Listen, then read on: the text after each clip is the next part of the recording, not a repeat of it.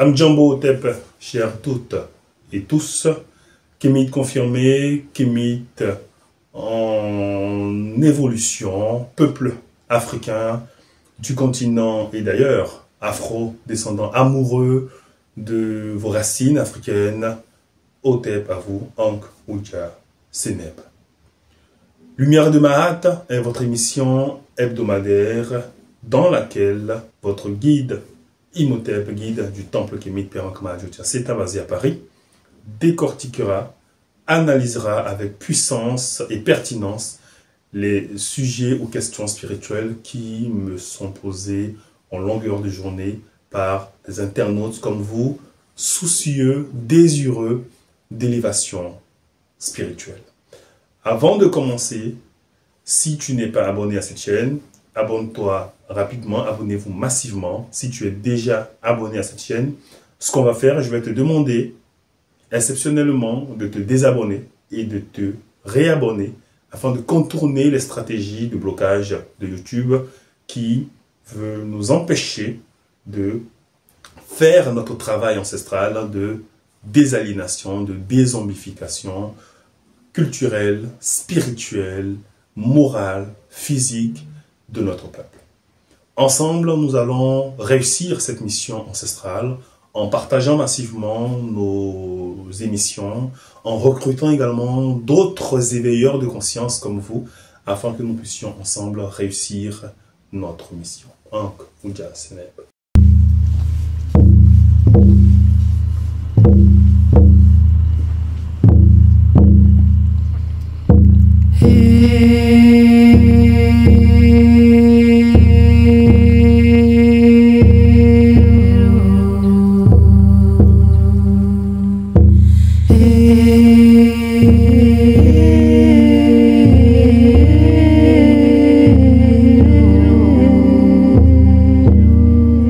Amdjambo Otep, chers toutes et tous, éveilleurs de conscience, dignes enfants de notre Dieu, Baba Osiri Kemuru, catalyseur de l'harmonie universelle de notre peuple. Aujourd'hui, je vais répondre à une question qui m'a été posée par une internaute qui me dit « Mongozi Imhotep, est-ce que vous pouvez, s'il vous plaît, comparer le Dieu chrétien et le Dieu de nos ancêtres et nous expliquer également si Dieu existe, pourquoi tant de mal sur terre ?» C'est une excellente question à laquelle on va essayer durant cette émission de répondre.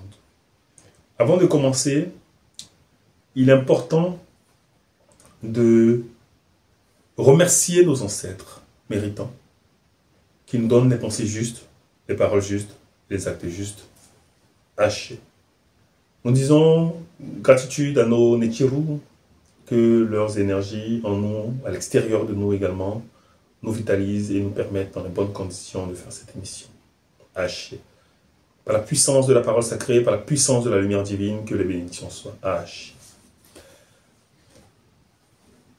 Quel est le vrai Dieu entre le Dieu chrétien et le Dieu des Kamites? Je pense qu'aujourd'hui, dans cette émission, nous allons désaliéner, dézombifier beaucoup d'Africains afin qu'ils puissent revenir à la conscience primordiale, à la conscience de leurs ancêtres méritants. On va, dans un premier temps, parler déjà de l'ancienneté. Rien que là, déjà, on peut arrêter l'émission. Pourquoi? Parce que quand on regarde à l'apparition du monde, on sait, et ce n'est plus à démontrer, ni à discuter, et j'espère qu'eux-mêmes, c'est-à-dire les Noirs chrétiens, puisque c'est d'eux qu'il s'agit, vont comprendre que, ou j'espère qu'ils comprennent déjà, qu'ils savent, qu'ils confirment déjà que les premiers habitants de l'humanité sont les mélanodermes, vous et moi, c'est-à-dire nos parents qui nous ressemblent, ceux qui sont apparus sur Terre selon la science il y a plus de 500 000 ans, même si certains disent 300 000 ans, mais plus de 500 000 ans. Quand nos ancêtres, à une époque beaucoup plus avancée, vont se sédentariser, c'est-à-dire se fixer définitivement dans un territoire, parce que je rappelle qu'avant la sédentarisation, il y avait la nomadisation, c'est-à-dire que nos ancêtres qui sont nés dans cette zone de puissance où la fécondation divine s'est manifestée, s'est produite dans la région des Grands Lacs, va apparaître les premières traces de vie africaine.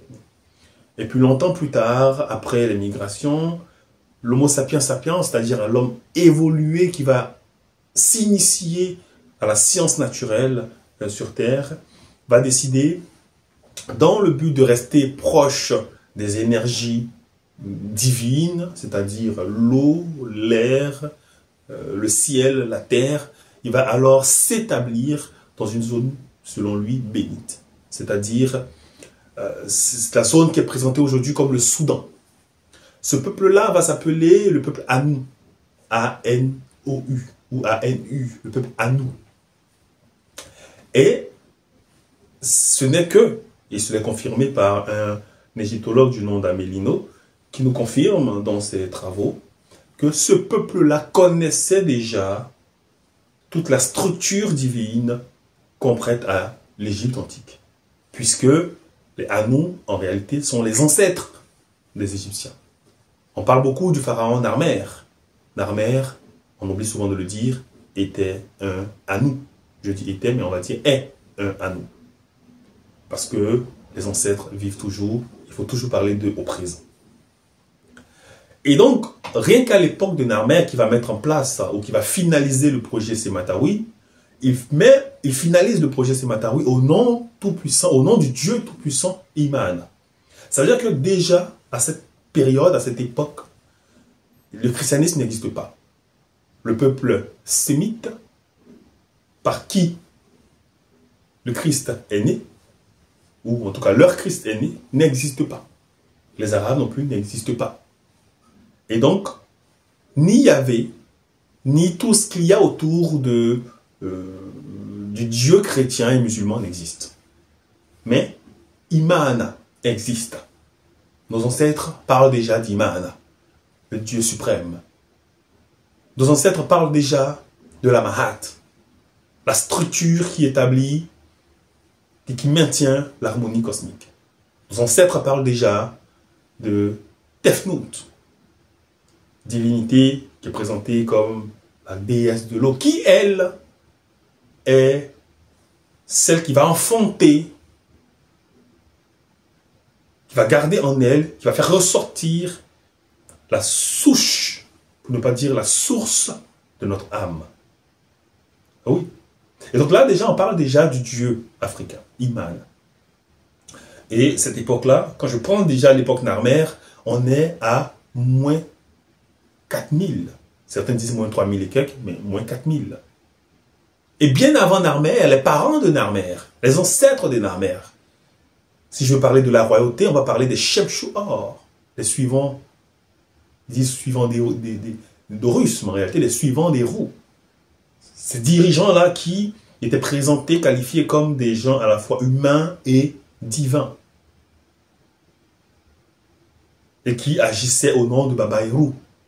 Et qui dit Baba Eru, dit Baba Osire son père, dit Mama Seta sa mère.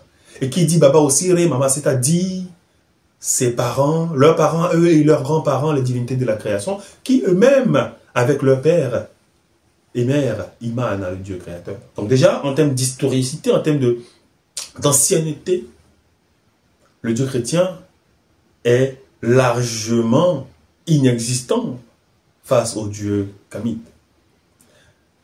Si on prend dans un deuxième temps, deuxième point de notre analyse, on va pointer du doigt maintenant, parce que j'en parle, quel est le Dieu le plus important, le Dieu le plus puissant, le Dieu le plus cohérent, le Dieu le plus intéressant. Intéressons-nous maintenant, dans ce deuxième point de notre analyse, à l'incohérence. Quand on parle d'incohérence, sur un point important, c'est-à-dire l'omniscience, d'accord, et certaines pratiques dites divines, des tests. Déjà dans Genèse 22, chapitre 1 à 2, il est dit que Dieu, Yahvé demande à Abraham, qui je rappelle au passage de son vrai nom est Ibrahim, qui a été initié en Égypte antique, et ça on ne le dit pas dans la Bible.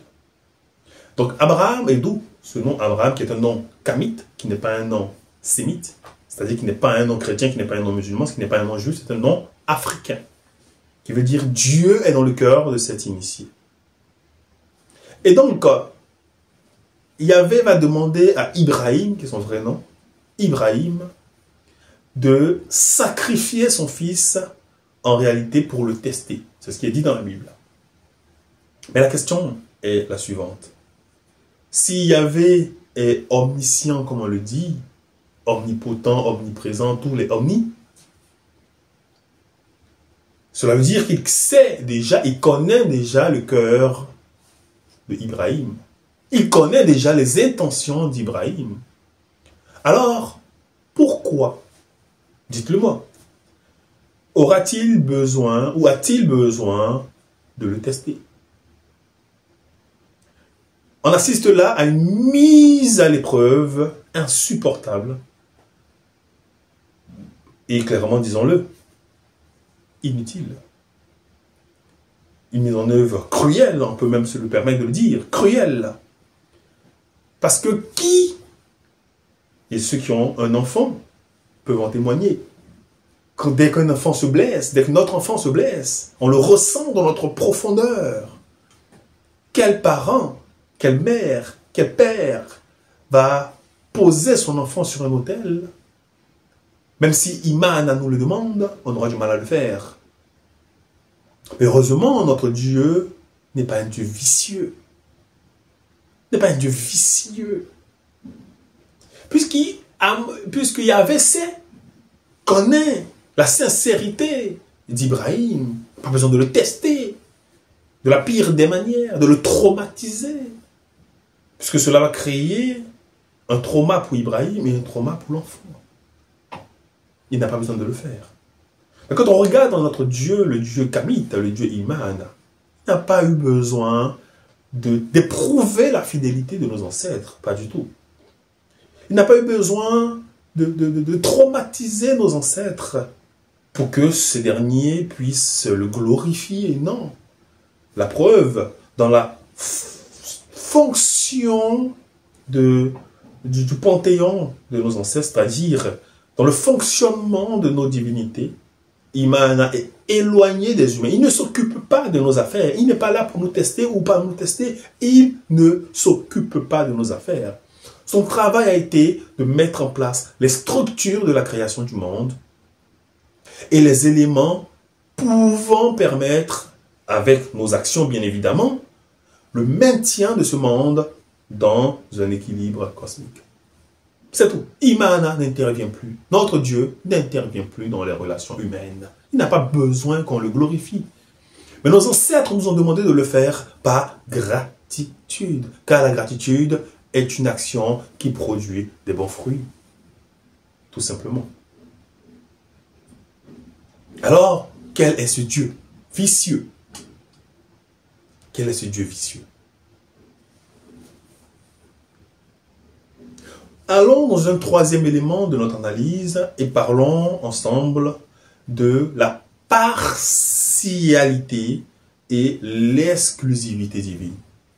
Pendant que le Dieu chrétien Yahvé, dans Exode 7, verset 12, par exemple, qui est un texte, et vraiment, les mots me manquent quand même pour qualifier ce texte-là, ignoble. Et attention, adressé au peuple noir. Ah bah oui, il faut connaître la Bible. Malheureusement, la plupart des chrétiens africains, noirs en général, noirs du monde, ne connaissent pas la Bible. Beaucoup d'entre eux n'ont pas tous lu la Bible, et même ceux qui l'ont lu ne l'ont pas compris.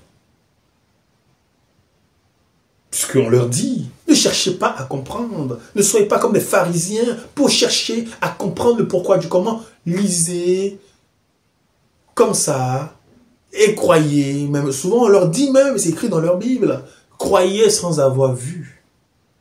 Ça veut dire pas besoin de lire, parce que tu vois ce que tu lis. Et maintenant, si la Bible te dit de ne pas, tu n'as pas besoin de voir, donc tu n'as pas besoin de lire, crois tout simplement. Et donc, ils ne lisent plus. Dans leur Bible, dans Exode 7, verset 12, qu'est-ce qu'il est dit? Il est dit que Yahvé va envoyer des fléaux, d'accord? Des fléaux, pour libérer le peuple hébreu au prix de la souffrance des Égyptiens. Je rappelle qu'ils sont nos ancêtres. Donc Yahvé va faire souffrir notre peuple pour libérer le peuple hébreu. Qui historiquement, on sait que c'est plutôt le peuple hébreu qui est venu en Égypte quémander la pitié, quémander à manger, avoir un tout petit peu de connaissances de vie, connaissances basiques. Et nos ancêtres, qu'est-ce qu'ils ont fait? Ils les ont initiés au même rang que les enfants. Puisqu'ils n'avaient aucune connaissance. Ils ne se lavaient même pas. Ils ne savaient même pas c'était quoi le fait de prendre sa douche. Ils ne savaient pas cela. Ils n'étaient même pas encore circoncis. Aujourd'hui, ils font la circoncision. Mais c'est parce qu'ils l'ont appris en Égypte. C'est parce qu'ils l'ont appris à Taméri. Je dis Égypte pour qu'on se réfère. Mais sinon, Taméri. Est-ce que vous comprenez, membres de notre émission, éveilleurs et éveilleuses de conscience? Donc Yahvé a attaqué notre peuple. C'est ce que dit la Bible. Si on veut considérer comme ils le font, la Bible comme un livre de référence, il est écrit que Yahvé a agressé le peuple noir. Pourquoi? Vous verrez qu'il y a des gens qui vont justifier cela en disant que oui, mais parce que les Égyptiens ont attaqué les Hébreux. Il n'en est rien. Les Hébreux n'ont jamais été inquiétés en Égypte, à Taméri. Jamais. Ils sont arrivés dans un premier temps comme des mendiants. Ils étaient sales, porteurs de maladies. Nos ancêtres les ont soignés. La femme de Ben Terah, qui est devenue Ibrahim, n'arrivait pas à faire des enfants. Et donc nos ancêtres vont soigner la femme d'Ibrahim pour lui permettre d'avoir un enfant. Et même s'il aura un autre enfant, Ismaël, avec une africaine. Le fait déjà que dans la vraie version de l'histoire de la présence des Hébreux, des premiers Hébreux en Afrique, et je rappelle qu'à l'époque on ne parlait pas d'hébreu, parce que le hébreu n'existait pas. On parlait d'Acadiens. Ils sont arrivés avec leur chef, Sargon Ier d'Akkad, en Égypte, demander de l'aide. Parce que dans leur territoire, ils étaient rançonnés, attaqués par des barbares qui vivaient à gauche, à droite. Et donc, la Bible nous dit que nos ancêtres ont été agressés par le Dieu Yahvé. Des innocents sont morts, c'est ce que dit la Bible. Puisque la Bible parle des premiers-nés. Des premiers-nés. C'est écrit dans la Bible. Dans Exode 7, verset 12, il est écrit que la mort touchera aussi leur premier-né. Alors pourquoi un Dieu qui est censé être juste, c'est comme ça que les chrétiens le présentent, il est bon, il est juste, un Dieu qui pardonne, un Dieu miséricorde, un Dieu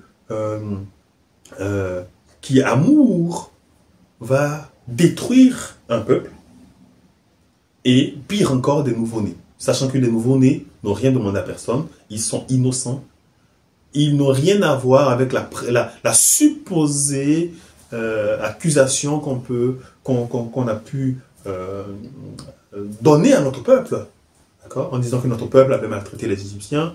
Mais qu'est-ce qu'ont à voir les nouveau-nés? Donc vous voyez que votre Dieu, le Dieu chrétien, en tout cas, n'est tout sauf un Dieu d'amour, tout sauf un Dieu juste, tout sauf, j'ai envie de dire, excusez-moi, un Dieu intelligent. Aussi, il est intelligent, alors c'est un Dieu raciste qui n'aime pas les Noirs. C'est un Dieu haineux qui n'aime pas les Noirs. Eh bien oui. Comment le comprendre? On dit que Pharaon est celui qui a initié, d'accord, la poursuite des Hébreux. Pharaon. D'abord, de quel pharaon il s'agit? On dit comme ça Pharaon. Ok. Imaginons c'était le roi, un des rois, un des Nessoutes, parce que le vrai nom c'est Nessout, ce n'est pas Pharaon, un des Nessoutes d'une époque. Mais qu'est-ce que les nouveau-nés de l'Égypte antique ont à voir? Qu'est-ce qu'ils avaient à voir avec cette histoire? Vous avez un Dieu qui agit de façon disproportionnée. Et c'est ce Dieu-là qui a déjà agressé les enfants africains, qui va venir comme ça, des années plus tard, des siècles plus tard, des millénaires plus tard, tant aimer notre peuple. On dit, il a tant aimé les humains. Tant aimé qui? En tout cas, s'il a tant aimé quelqu'un ou un peuple, ce n'est surtout pas, ou ce ne sont surtout pas les Noirs qu'il a tant aimé. Puisque dans l'histoire, il a, pour rien, massacré des nouveau-nés africains. Un Dieu raciste, méchant. Quand on regarde notre Dieu, le Dieu kamite n'a jamais agressé des enfants, encore moins des gens. Puisqu'il est un Dieu qui incarne en lui-même l'équilibre. Il incarne la Mahat. Dans l'histoire de nos ancêtres, à l'époque de la création du monde, il est dit dans nos traditions que le Dieu Imahana va descendre sur terre pour vivre avec notre peuple dans les premiers temps. Et sachant que dans le fonctionnement de l'univers, le mal cohabite avec le bien. Et quand le Dieu Imahana va voir que ces créatures vont animées de l'énergie du mal, de l'énergie disfaite, vont commencer à comploter contre lui, il va dans un premier temps faire apparaître la déesse, puisque les gens vont comploter violemment contre lui. Il va faire apparaître la déesse Sekhmet Sakamatu pour arrêter les choses. Mais cette déesse est une déesse de la guerre. Face à la violence, elle va user de la violence pour se défendre, pour défendre la création. Elle va alors agir contre les malfaiteurs. Donc là, vous avez en face des gens qui ont une intention précise, qui seront combattus par la déesse de la guerre. Et voyant que la déesse de la guerre va aller d'une violence inarrêtable, inimaginable, le dieu Amon va utiliser une stratégie pour calmer la déesse Sekhmet Sakamatu. Et qu'est-ce qu'il va faire? Il va s'éloigner, il va retourner dans son royaume, où on va dire, j'appelle royaume, je mets en parenthèse royaume, parce qu'il n'y a pas de royaume dans les cieux, il y a un espace divin. Il va retourner dans sa dimension sacrée. Il aurait pu détruire toute la création, mais non, il ne l'a pas fait. Il est reparti et laisser les humains se gérer. Mais en tant que Dieu d'amour, il va faire apparaître des divinités comme Osiré-Kemuru pour rééduquer le peuple et lui apporter le bien.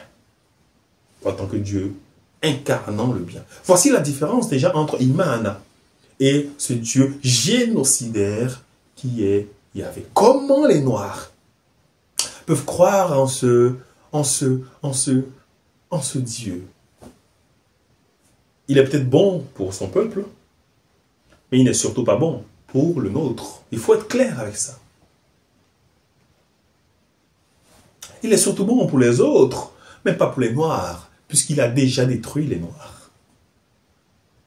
Quand je prends même le passage de la malédiction dite de Cham, il est dit que Cush, qui est selon eux l'ancêtre des Noirs, va subir, en fait à la base n'était pas noir, ce qu'ils disent, mais par contre il va noircir à cause d'une malédiction que Yahvé aura lancée sur notre peuple. Cela veut dire que Yahvé considère les Africains qui ont tous la peau noire. Je rappelle que ceux qui sont au nord là-bas ne sont pas des Africains, ils ne se qualifient même pas d'Africains. Donc, ce que je dis n'est pas une attaque contre eux. Je vais même dans leur sens. Donc, la couleur de peau noire, couleur de l'Afrique, quelles que soient les teintes, est pour Yahvé le fruit d'une malédiction, la couleur de la malédiction. Comment il peut y avoir encore des églises en Afrique? À chaque fois qu'il y a des églises en Afrique, chaque église en Afrique est une insulte à nos ancêtres, est un endroit de rassemblement de crachats que Yahvé balance sur le peuple noir. Oui, Yahvé crache sur le peuple noir. J'allais dire pisse sur le peuple noir, mais je préfère dire crache sur le peuple noir pour être un peu plus poli pour vos oreilles. Rien que là déjà, vous voyez très bien qu'il n'y a pas de comparaison à avoir. Ce Dieu est un Dieu sanguinaire, est un Dieu qui n'aime pas les Noirs, est un Dieu qui n'est pas fait pour les Noirs, qui n'a jamais été pour les Noirs. Et puis, je vais prendre un autre point même, il y en a plusieurs, mais m'arrêter là, parce que le temps ne nous permettra pas de déconstruire toutes les incohérences qu'il y a dans cette religion. Prenons l'expression « peuple élu ». Il y a beaucoup de passages dans la Bible qui parlent du peuple élu en désignant les Juifs. Il y a des Africains vivant même sur le continent qui eux-mêmes aussi confirment et désignent et confirment que les Hébreux sont le peuple élu. Mais la question que je pose, c'est que vous, Africains, vous êtes les premiers sur terre et vous acceptez que des gens qui sont venus après sont les élus du Dieu que vous-même vous avez découvert avant tout le monde. Bon, supposons que vous ignorez que vous l'avez découvert avant tout le monde. Supposons que vous vous considérez comme les derniers à avoir découvert Yahvé. Supposons que vous êtes les derniers à avoir découvert l'existence de l'être suprême. Supposons. Vous considérez alors que cet être suprême a choisi son camp. Quand il parle de peuple élu, c'est lui qui a élu ce peuple-là comme son peuple préféré. Donc ce n'est pas vous. Et quand vous dites, oui, les nations de Dieu, c'est nous, en Afrique, vous sortez par millions pour vous rassembler autour d'un monsieur qu'on appelle Kanguka, qui a d'ailleurs, je le rappelle, disparu des radars. Lorsque nous l'avons démonté sur les réseaux, les gens ne parlent plus de lui. En tout cas, moi, je n'entends plus parler de lui. Peut-être qu'il continue encore de manipuler des Africains errants, des Noirs errants. C'est le cas de le dire. Comment accepter qu'il y avait face une sélection, un choix? Quel est ce Dieu qui fait une préférence? Il préfère les uns, il déteste les autres, qui va massacrer d'ailleurs, massacrer leur nouveau-né. Quel est ce Dieu qui dit que vous, là, vous êtes noirs parce que vous êtes maudits, je vous ai maudit, c'est parce que je vous ai maudit que vous êtes noirs? Quel est ce Dieu que vous priez? Et vous aurez des Africains, des Noirs dans les commentaires qui vont dire « Oui, mais c'est pas grave, nous on préfère ce Yahvé-là. » Quelqu'un rentre chez toi, il insulte ton père, il t'insulte, il massacre ton petit frère et tu dis « Ce n'est pas grave, je t'aime quand même. » Il dit « Non, moi je ne t'aime pas. Mon préféré c'est l'autre là. C'est lui mon préféré. C'est mon peuple. » Et toi tu dis « Je t'aime quand même. » Es-tu devenu fou? Je dis, es-tu devenu fou parce que je respecte tes ancêtres? Ils n'étaient pas fous. Toi, tu es devenu fou. Parce qu'à l'origine, ils ne t'ont pas éduqué dans la folie. Mais tu es devenu fou, sans doute parce que des parents, tes géniteurs, t'ont inculqué cette folie. Ou ton entourage t'a inculqué cette folie. Ou c'est la folie simplement qui t'a embrassé, tout simplement. Parce que comment comprendre que des gens qui te détestent, et toi tu manifestes haut et fort ton amour pour cet individu.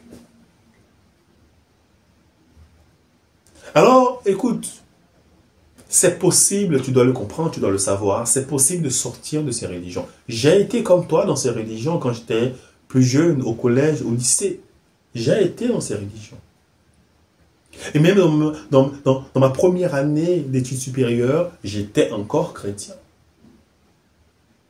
Mais lorsque la connaissance s'est manifestée, j'ai pris la décision d'aller vers cette connaissance sans frein et les choses ont changé pour moi. Mais vous, quand vous recevez la connaissance à travers ce genre d'émission, vous vous éloignez de cette connaissance. Vous ne voulez pas y aller de façon objective en vous disant peut-être qu'il y a une raison. Peut-être que ce qui est dit est vrai. Bon, j'irai quand même voir. Même si je ne vais pas changer, mais je vais aller quand même voir. Voici l'attitude qu'il faut avoir. Donc, pour conclure sur ce point, le Dieu Imahana est largement meilleur. Meilleur dans quel point? Meilleur dans le sens où c'est un Dieu qui a créé ce monde dans un équilibre parfait. Quand on regarde la façon dont les choses sont créées, aujourd'hui, aucun chrétien et musulman ne peut expliquer pourquoi le monde est créé. Pourquoi? Ils ne peuvent pas expliquer. Nos ancêtres l'ont expliqué. Eux, ils ne peuvent pas l'expliquer.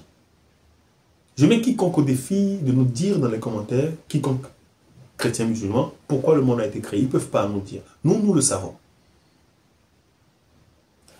Notre Dieu va, d'abord ne se prétend pas, ou malgré qu'il en a la capacité,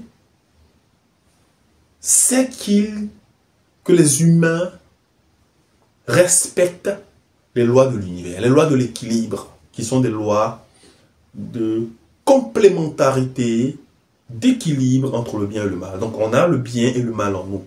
Et donc, Imahana savait que les humains, ayant cette polarité en eux, ne peuvent pas communiquer avec lui.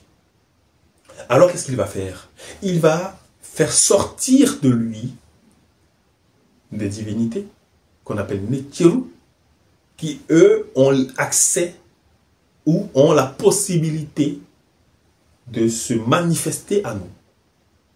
Malgré la polarité que nous avons en nous, ils ont la possibilité de se manifester, d'agir, d'interagir avec nous. Mais le Créateur, dans son élévation, sa puissance spirituelle tellement haute, ne permet pas à un humain de se rapprocher de lui. C'est pas que lui ne le permet pas, mais sa dimension spirituelle extraordinaire fait simplement que l'être humain ne peut pas se rapprocher du Créateur. Donc il met en place des mécanismes, des intermédiaires, des facilitateurs pour permettre aux êtres humains de manifester leur volonté divine. Ce qui n'est pas le cas de Yahvé qui dit « C'est moi, venez vers moi. Si vous partez ailleurs, vous allez mourir. Je suis le seul, l'unique. » Quelle prétention! Tu es le seul, l'unique. Alors pourquoi ton peuple, soi-disant, souffre? Regardons même, et c'est là où vous voyez la différence, notre Dieu est un Dieu scientifique. Et vous voyez que l'idée de mettre plusieurs intermédiaires, des canaux qui vont interagir avec les humains, en fait, c'est une idée qu'on va retrouver dans la nature. Quand vous regardez le corps humain, il n'y a pas qu'un seul organe qui fait vivre tout le corps. Il y a plusieurs organes et chaque organe a une fonction précise. Le cœur fait le travail du cœur, mais le cœur ne fait pas le travail du poumon. Le poumon ne fait pas le travail de l'estomac. L'estomac ne fait pas le travail du foie. Le foie ne fait pas le travail de l'intestin. L'intestin ne fait pas le travail de la bouche. La bouche ne fait pas le travail des yeux. Les yeux ne font pas le travail des oreilles. Donc vous avez des éléments qui communiquent entre eux, qui interagissent entre eux, mais qui tous participent à notre bien-être. C'est ça, Imahana. Regardez dans la nature. Vous rentrez même dans une forêt, il y a plusieurs arbres. Il n'y a pas une seule espèce, il y en a plusieurs. Parce qu'une seule espèce ou un seul arbre aurait pu donner tous les fruits que nous connaissons. Mais pourquoi il y a des manguiers? Il y a des papayers, il y a des goyaviers, il y a des citronniers. Pourquoi pas ce arbre qui va donner tous ses fruits? C'est pas cohérent. Parce que chacun doit manifester. Manifester. D'accord? Les énergies. Dans sa particularité. Dans sa singularité. Afin de créer un équilibre. C'est ça. L'équilibre, c'est pas un. L'équilibre, c'est plusieurs qui fonctionnent ensemble. Et c'est ce tout-là qui va former le un. Donc on parle du un dans le tout, dans le multiple, ou du multiple dans le un. C'est ça l'équilibre. Parfait. La complémentarité. Le yin et le yang. Notre Dieu, Imana, est un Dieu d'amour. Même quand nos ancêtres ont été attaqués, agressés, maltraités, il n'a jamais réagi. Puisqu'il estimait qu'il avait tout donné à nos ancêtres pour se défendre. Il appartenait donc aux Noirs de se défendre dans le maintien de leur connaissance ou pratique spirituelle. À un moment donné, notre peuple a déraillé. Et ça me permet d'arriver sur la deuxième question qui a été posée. Si Dieu existe, pourquoi le mal sur terre? Donc, avant de répondre à cette question, j'aimerais quand même conclure sur le premier point en disant que il y a une différence fondamentale que j'ai présentée dans cette émission entre, et même, je n'ai pas donné tous les arguments, entre Yahvé et le puissant Dieu Imana. Et j'aimerais dire aux chrétiens, aux noirs chrétiens, encore musulmans, que être toujours avec Yahvé, au-delà du fait que ça soit une perte de temps, mais crucial, être avec Yahvé, c'est, j'ai dit, perte de temps. Donc d'abord, vous perdez votre temps. Mais vous perdez votre temps parce qu'il ne vous écoute pas.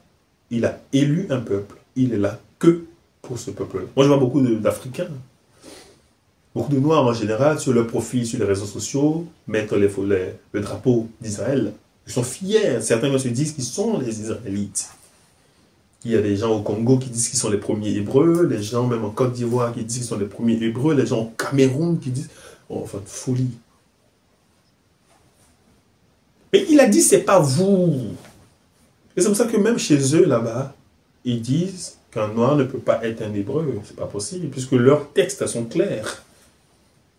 Le Noir est le fruit d'une malédiction. Une malédiction ne peut pas être un élu. L'esclave ne peut pas être à la place du maître. Ou l'esclave ne peut pas être dans la maison du maître. L'esclave reste un esclave et l'esclave reste donc dehors. C'est-à-dire hors du paradis. Les Noirs ne sont pas destinés au paradis dans la Bible. Le paradis ne vous appartient pas. Vous n'avez pas accès au paradis. C'est la malédiction qui le dit. Vous êtes maudits. Ce n'est pas moi qui le dis. Je n'ai pas la prétention de vous maudire et je n'espère pas vous maudire. Mais il y avait si. Il dit que vous êtes maudits. Il dit qu'il est l'auteur de votre malédiction. Et donc vous n'irez pas dans son paradis. Quel paradis? Vous n'irez pas dans son paradis. Dit Yahvé, le barbare. Vous n'irez pas dans son paradis. Alors, tu peux prier autant que tu veux. Oh oui, mais j'ai prié, mais comment tu justifies, mon Gozi, parce que j'ai reçu ce message. Comment tu peux expliquer que moi, en tant que chrétienne, hein, mon Gozi, j'ai prié, j'ai ressenti la présence de Dieu. Non, en fait, c'est ce que tu as fait.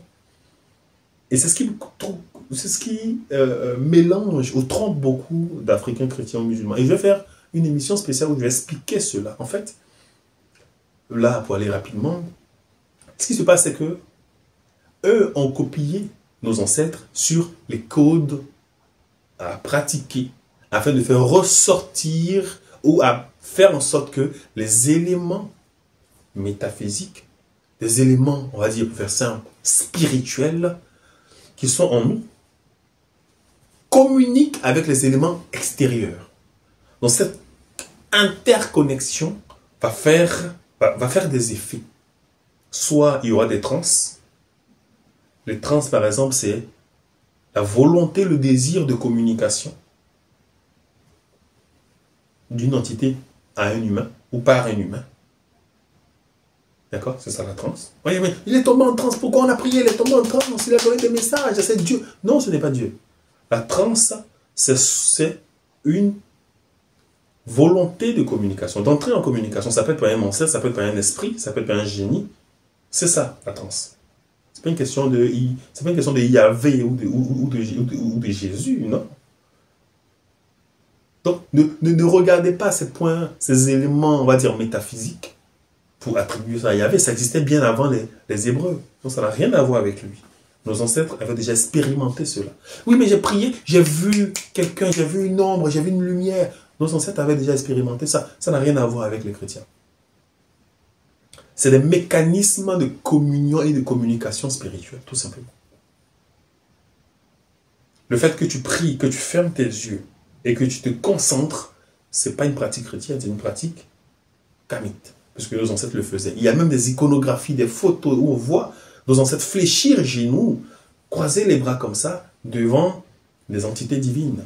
Ils font des prières. Ils sont souvent comme ça, en position d'équilibre, ou comme ça, ou comme ça. Donc ça n'a rien à voir, déjà. Ensuite, notre Dieu est beaucoup plus important dans la mesure où il dit « Je suis en vous ». Vous n'avez pas besoin de courir, aller me prier. Il n'y a pas besoin de prier. Il n'y a pas besoin de prier. Je suis là. Je suis en vous, mais pas qu'en vous. Je suis dans tout ce qui vit. Dans les plantes, dans l'air, dans l'eau que tu bois, dans la terre sur laquelle tu marches, dans le fruit que tu manges. Je suis dedans. Je suis dans ce canapé. Je suis dans tout ce qui est visible et invisible. Je suis dedans. Ce que tu vas faire, et c'est ce que notre Créateur dit, sois juste, droit, sois honnête, sois dans la vérité, sois dans la justice, sois dans l'équilibre, sois dans l'équité, respecte les 42 lois de la marque, en fait, qui sont des attitudes, hein, 42 attitudes à proscrire de ton comportement, que eux, ils ont volé, ils en ont pris 10 dedans, ils ont mis dans leur commandement. Nous, ce n'est pas les commandements, c'est les confessions. C'est des lois, des codes, une mentalité, une philosophie de vie. Voilà. Donc on va répondre à la deuxième question qui nous dit, si Dieu existe, pourquoi le mal sur terre? Si on veut faire là aussi une comparaison entre les deux dieux, le Dieu Yahvé, Dieu chrétien, et le Dieu kamite, le mal dans notre... D'abord, dans la tradition chrétienne, est principalement vu comme une rupture avec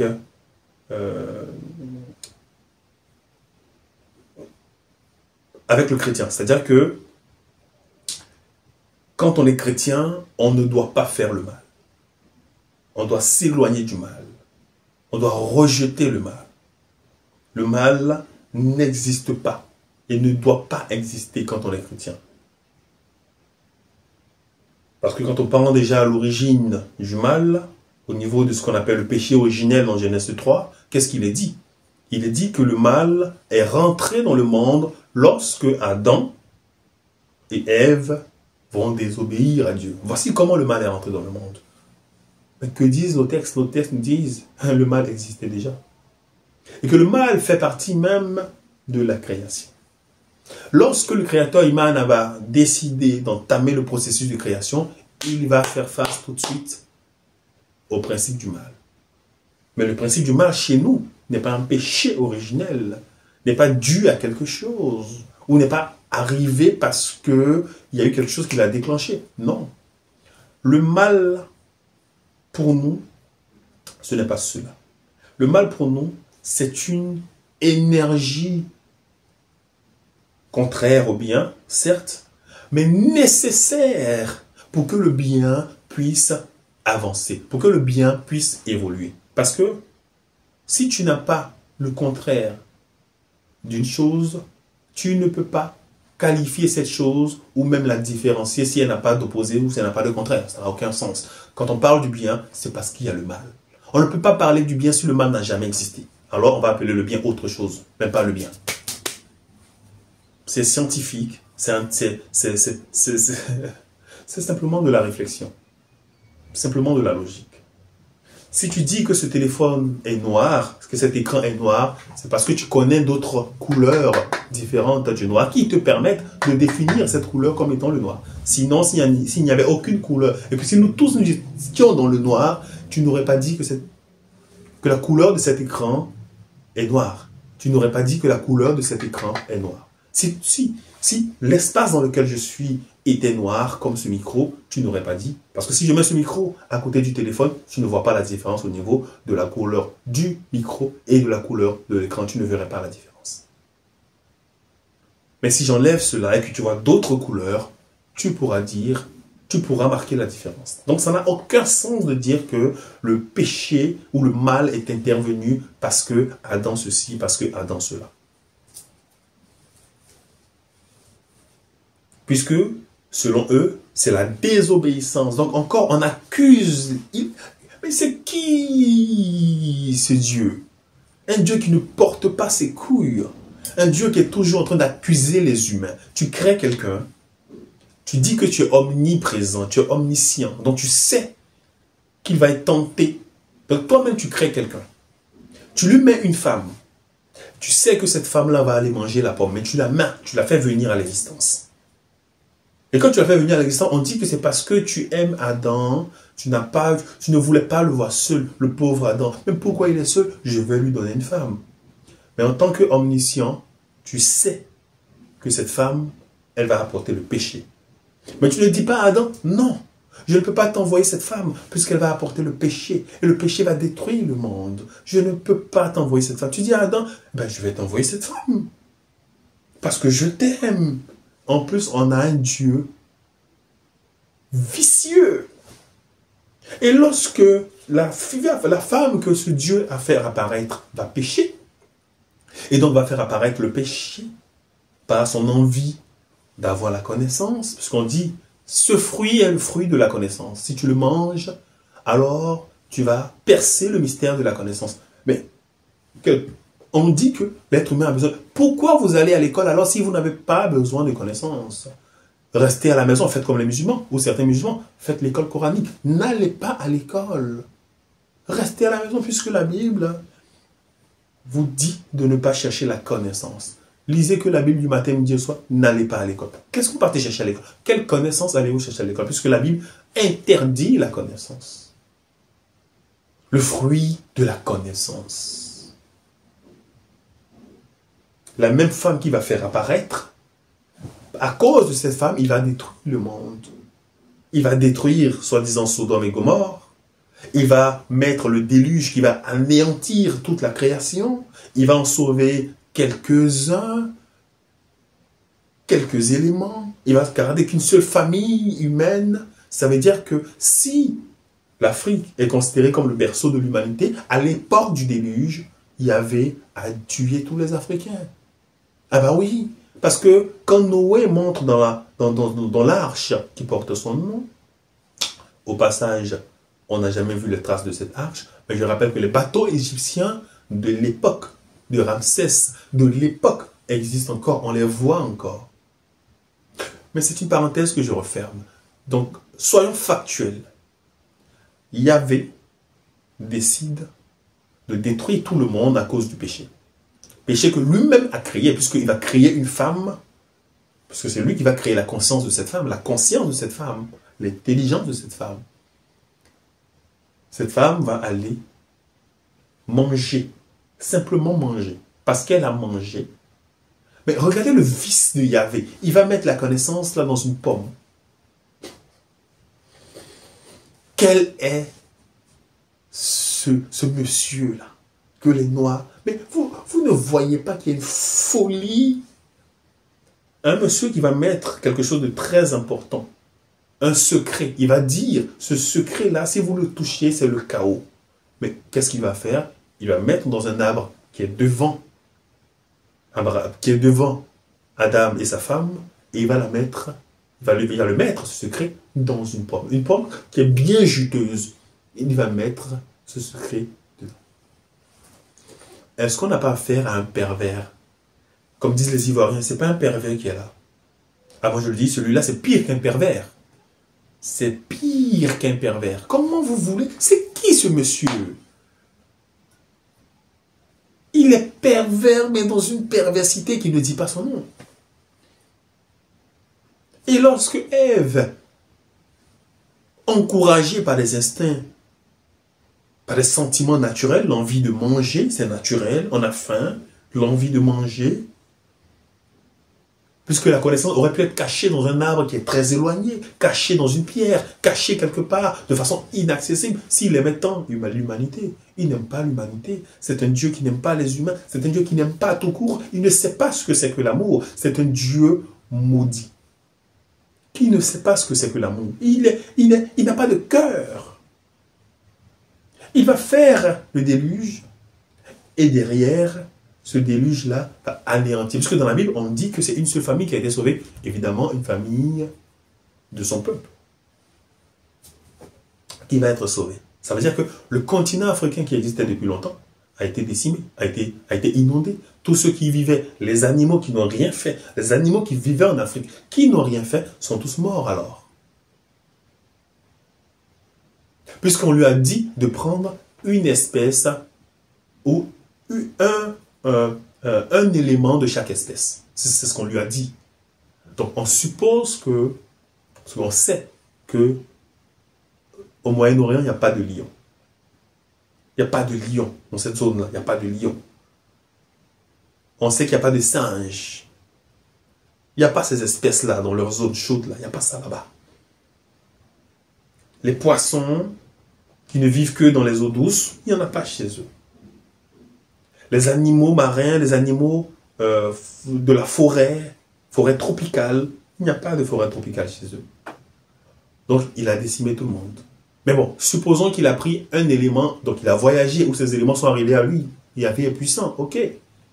Ça veut dire que quand je prends un troupeau de lions, ou un troupeau de canaris, vous voyez les canaris, les petits oiseaux jaunes, ou quand je prends un troupeau de, disons simplement de colombes, ces oiseaux blancs qui sont symboles de la paix, on dit que Noé a pris un seul élément de cette espèce. Ça veut dire que toutes les colombes qu'il y avait sur Terre ont été décimées.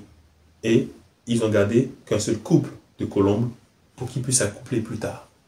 C'est qui ce Dieu qui détruit des êtres vivants qui n'ont rien demandé, qui ne sont même pas à l'origine de ce péché? C'est qui ce type? C'est qui ce type? Donc, nous n'avons pas la même conception du péché. Vous avez un Dieu vicieux, mauvais, méchant, colérique, schizophrène, paranoïaque, fou, et je pèse mes mots, j'ai même envie de dire, triplement fou. Et c'est sur lui que vous comptez. Je comprends pourquoi, malgré sa présence en Afrique, il y a des guerres. Je comprends pourquoi. Regardez simplement, depuis que Yahvé est présent en Afrique, on va dire, si on considère que Yahvé est présent en Afrique à partir de la colonisation, puisque c'est lors de l'esclavage et la colonisation que les premiers missionnaires vont arriver en Afrique pour apporter le christianisme. Et mais ne me parlez pas du christianisme éthiopien, soi-disant. Parce que même si je veux parler du christianisme éthiopien, même si je veux parler du christianisme égyptien, qui a commencé après la chute de nos ancêtres, et si on veut considérer cette période-là, si vous voulez, c'est-à-dire que je vais même dans votre sens. Si on parle à partir du christianisme d'Alexandrie, en Égypte, on considère que de cette zone, de cette période-là, à aujourd'hui, il y avait en Afrique. On est d'accord. On est d'accord. De cette zone-là, de cette période-là, à aujourd'hui, il y avait en Afrique. Ok. Donc à partir de 500 ans, d'accord, en 400, en 300, 400, 500, en l'an 500, depuis cette période-là jusqu'à aujourd'hui, il y avait en Afrique. C'est ce qu'on nous dit. Ok. Mais est-ce que cette période a été une seule fois une période de grandeur pour notre peuple? Une seule fois, je veux savoir. Ça a été une période de chaos. Déjà, il est arrivé en Afrique à travers le massacre des Africains d'Égypte. Donc des Africains de Tamiri. Au point où nos ancêtres ont dû fuir cette zone. Voici comment il est arrivé en Afrique. Par le massacre. Parce que ceux qui vont l'emmener en Afrique vont venir avec cette chrétienté. Ils sont venus par la guerre. Ils sont venus d'abord à l'initiative, à l'initiale, faire la guerre. Ensuite, il va arriver en Afrique aussi par la violence. Et depuis, l'Afrique ne va jamais retrouver sa grandeur. Donc, quand on prend le palmarès qu'il y avait en Afrique, c'est un palmarès de chaos. On était haut dans le classement avec le dieu Imahana, qui lui, depuis moins 10 000, allant 300, ou allant 600, pardon, 630, 600, 600, 639, que ils vont arriver en Afrique. Mais de cette période à aujourd'hui, est-ce qu'on parle de l'Afrique en tant qu'un peuple grand? Est-ce qu'on parle des Africains en tant qu'un peuple de grandeur? Partout dans le monde, on méprise les Africains. Les fameux enfants de Yahweh, on les méprise partout dans le monde. Même sur le continent africain même, on méprise le noir. Regardez en Mauritanie. Regardez au Soudan. Regardez même dans des endroits qui ont été volés par les Arabes. Regardez en Afrique du Sud, territoire dominé par les Noirs. Qui contrôle là-bas? Regardez au Congo, comment on massacre des Noirs tous les jours. Pourtant, il est là. Il y a beaucoup plus d'églises au Congo que même en Israël. Alors,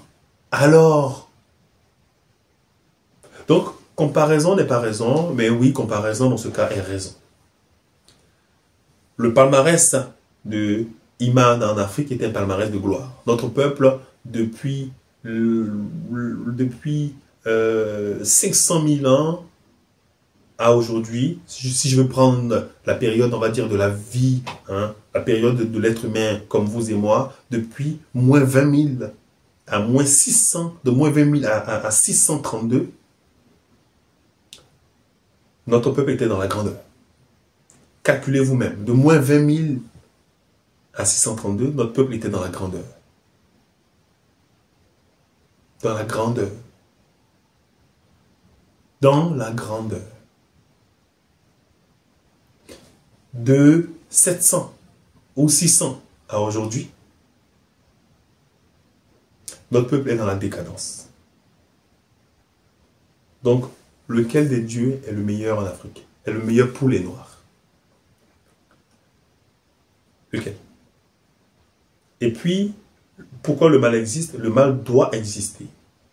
Comme l'enseignent nos textes akamites, le mal doit exister, puisque c'est le mal qui vient jauger le bien, qui vient et qui doit exciter le bien. Ça veut dire que, face au mal, les êtres humains doivent tous aller faire le bien pour ne pas subir le mal. Parce que quand on fait le mal, on attire quelque chose qui s'abat sur nous. Le mal est le fruit, ou si vous voulez, a pour conséquence la violence, les troubles, le déséquilibre, le désordre. Mais il est important pour la grandeur du bien. C'est ça l'équilibre. Ça veut dire que le mal existe, mais quand on est kémite, notre Dieu Imahana, dans sa structure des choses, nous invite, nous demande, enfin nous invite, c'est pas une obligation, parce qu'on a le libre arbitre, qui est un principe spirituel, le libre arbitre. On est libre de faire ce qu'on veut. Mais chaque action a une conséquence. Voici ce que nous dit la structure du Dieu Imahana. Vous êtes libre de faire ce que vous voulez, mais attention à ce que vous faites. Attention à vos choix.